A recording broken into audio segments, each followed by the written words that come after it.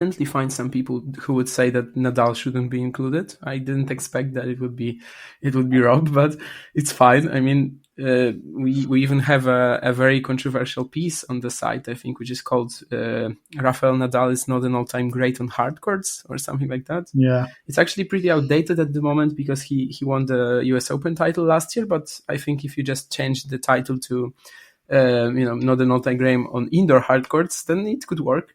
I mean, he's got just 2 indoor titles under his belt, and actually only one of them is on hard. One of them is on clay. His lone indoor hardcourt title took place 15 years ago in Madrid, but I still decided to go with him because, first of all, the guy is a beast in team-based competitions. He's got the incredible Davis Cup record, 5 titles, which some of them he practically carried his team, especially last year at the inaugural Davis Cup finals, which were played on indoor hard, where he just won the competition single-handedly, pretty much. He's been spectacular also in the 2 Laver Cups that he played, and he really seems to be enjoying being a part of the team. I think it's also a pretty safe assumption that if the indoor season was as important nowadays as it was in the 70s, 80s, Nadal would have more titles of this sort. I mean, in the past 15 years, I checked, and he played just 5 events besides Madrid, Paris, and the year-end championships on that surface. So I'm pretty positive that if he played more smaller events on indoor hards, then he would have some more titles there. Djokovic and Federer are definitely superior to him indoors, but so I agree that Nadal is the easiest to leave out here, but I would probably still stick with him. Well, so I've actually sorry, Rob. I've just got the Laver Cup stats in front of me here, and it's interesting to note that all 3 of it's been going since 2017 until 2019, as we know, and all 3 of them haven't played the same event yet. So they haven't had a Laver Cup team with the 3 of them on there. Obviously, Federer's played; it's one of his, it's his love child, so he's played in every event. And he's got an immaculate singles record. Nadal, though, is won 2 and lost 1 singles and played 3 doubles match and only won 1 of those. So that only leaves him with a 3-3 record. And Djokovic has got a 0-2 record from his 1 attempt at the Laver Cup, lost his singles match and lost a doubles match. Now, I haven't been a massive follower of the Laver Cup, I have to say, but so I can't tell you who he lost against and in what circumstances. But just off those bare numbers there, then was Djokovic not? And also off of a team. I mean, Rob, you know Djokovic quite well, as we discovered in the last podcast. You've interviewed him like probably coming close to 200 times. Is he a team player? Yes, I think he is. I think it can be a bit of a misconception that he's not. His Laver Cup record isn't great.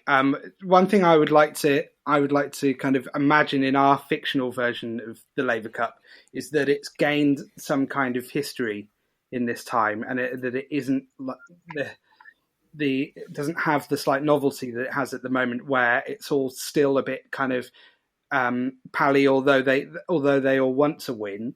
I'm imagining that our version has gained some kind of Ryder Cup history and distinction, whereby every time they go out there, they really want to beat the other team. Yeah, and so therefore, I think Djokovic is a must-have, just because of how difficult to beat he is. Making highlights reels for Djokovic can be a difficult task because, a lot of the times he won't hit many winners, so he can absolutely dominate a match. But if you're just looking for one-off shots and stuff to put in, it can be quite difficult. And that kind of tells the story of just what a grinder he is and how difficult he is to beat. So we've got definitely him and Federer for me. Yeah.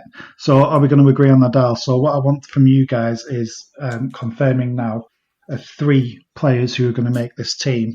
Well, I think we can all hear that you're going to go with Federer and Djokovic. So I'll let Damien first of all, you've gone with Nadal. Who would you go with, Rob? Just out of interest. Well, my other choice from that era is Andy Murray for similar reasons to Djokovic. Also, he, I would say, is the best doubles player of the 4 of them.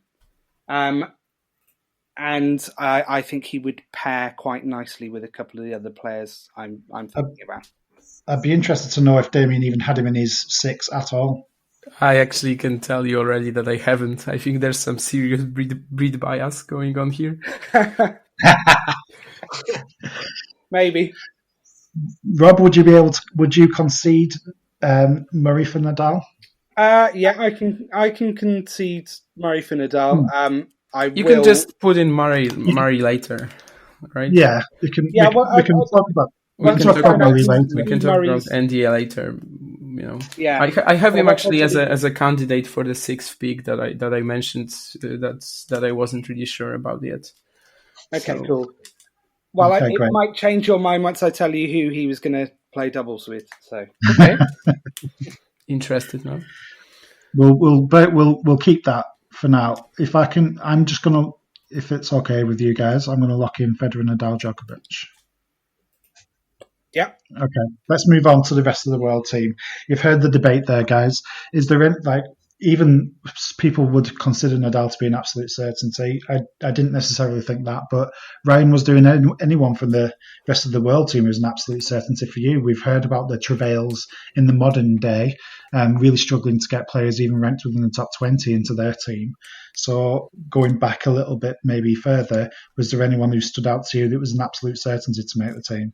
Yeah, I actually had 3. And to your point about the rankings, I was looking at the most recent, the 2019 Laver Cup, and the lowest ranked member of the European team was ranked higher than the top ranked member of the rest of the world team. So that kind of says where tennis is at least right now.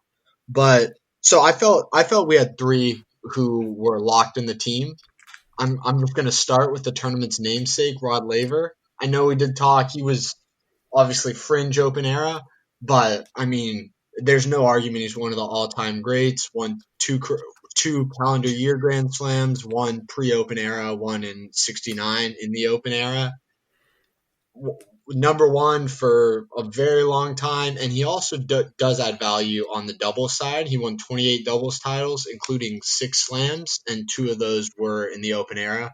So I think you can't not include Laver just thinking about his status as an all-time great and where he is in tennis. So he's one that was locked. And then back, you said when I mentioned the McEnroe book that he would come up. I think McEnroe has to be in it. Obviously, his singles record speaks for itself, but he also, I believe it was Peter Fleming who played with him, made some comment that the best doubles team in the world is John McEnroe and whoever he plays with. And he won 1 more doubles title than he did singles, so you could put him in doubles with anybody, and I think he has to be in it. And I kind of looked at it a little with the entertainment value. Maybe we're looking at it with more prestige in the future, but it is a fun event. It is for entertainment, and who's going to be more entertaining to watch to get people excited about it than having John McEnroe? So I felt locked. And then my third lock would be Pete Sampras, because I think before this era, a lot of people would say he's maybe the best singles player of all time. He did have the most Grand Slams of anybody before the big 3. And so I think Pete Sampras has to be in it. I think he's the greatest American ever to play. And then my last, I forgot to mention with McEnroe, he has an excellent team competition record, and Sampras as well won 2 Davis Cups in his day. So I think those three were all I felt as locks for my team. And so I can certainly, you've made good cases there. I wonder if Amy has kind of thought along similar lines. Do you think Rod Laver was always going to be picked to play in this tournament, Amy? Obviously, it bears his name, right? So you can't have a bigger legend than Rod Laver playing for the rest of the world, surely. Yeah, I mean, Rod's on my team, and some people consider him to be the greatest tennis player ever, but he wasn't one of my locks. I really wasn't thinking in terms of, him being, I feel like the reason that it's the Laver Cup is because of Laver's relationship with Federer. And, Roger wanted to do something to honor his friend. And, it's this really great competition, and it's brilliantly executed. But just in terms of if I have to pick a team, My lock would be Sampras for all the reasons that Ryan mentioned. 14 slams, the greatest American player, tremendous server, which helps in those indoor hard conditions. A great mover, great team player. He was my number one. Roy Emerson was my number two. And I realized that a lot of Roy's career was played before the Open era, but to me, he's just one of the greatest players to ever pick up a tennis racket. He's a volleyer. I think he's the one guy, and maybe you guys can correct me if I'm wrong, who won all 4 slams in both singles and doubles. So great doubles player. And then my third was McEnroe.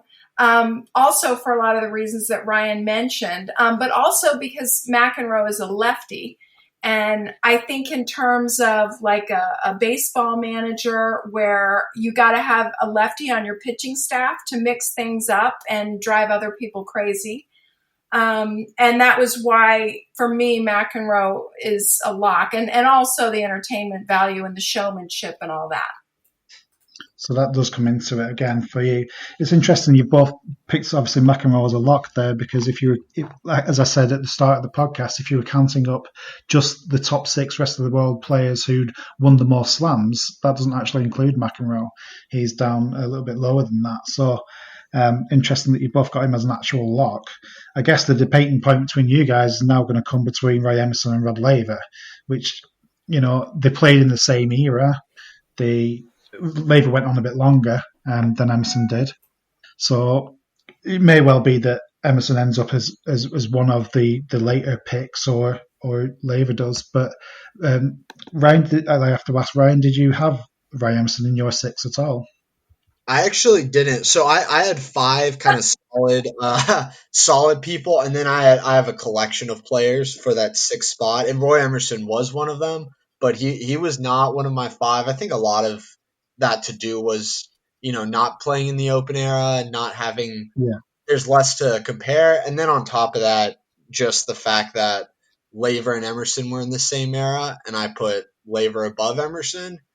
Amy did make a good point about the doubles, but I would still feel just like with Laver's status as a greatness, thinking of Aussies from that era, I had to choose Laver between the two. So that was my thinking of having Laver as a lock and Emerson as a maybe.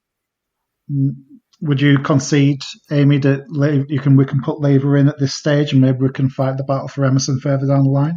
Yes, I will trade putting Laver up front here if we can have Emerson on the team. It sounds like you're going to have a battle on our hands later on down the line. Let's get back to Europe then. So we've got so far Federer, Nadal, Djokovic. We've kind of skirted over that one, and then we've got Sampras, Laver, and McEnroe currently on the rest of the world team. Already sounds like a tournament that I would love to get involved in. But there's plenty of big hitters still sitting on the sidelines at the moment, just waiting to be picked. So let's go back to Damien then, and let's ask the next question. I guess this is the tough part. Who else kind of had strong cases to make the team for you? A very strong case for me is Ivan Lendl. Let's say that now that we decided for the purpose of this show to stick with Lendl as a Czech, not as an American. Just bring that up to everybody. Is everyone happy to take Lendl as Czechoslovakian rather than American? Yes, absolutely. Most of his career was under that flag. Exactly. He only changed his he only got American nationality in 92, I think. So all of his Grand Slams were won under the Czech flag, Czechoslovakian actually. And the reason why I wanted to include him so much is, first of all, because he had great head-to-head records with other greats that he could face in this event. He has a positive record against McEnroe, Connors, Agassi too. He actually has a losing record against Sampras, but it's only 8 matches. And he has an amazing indoor pedigree with 42 titles in his career in indoor venues, 8 on indoor hard and 34 on carpet. But that's what the majority of indoor events was played on back in his days. also that's a player who certainly wouldn't disappoint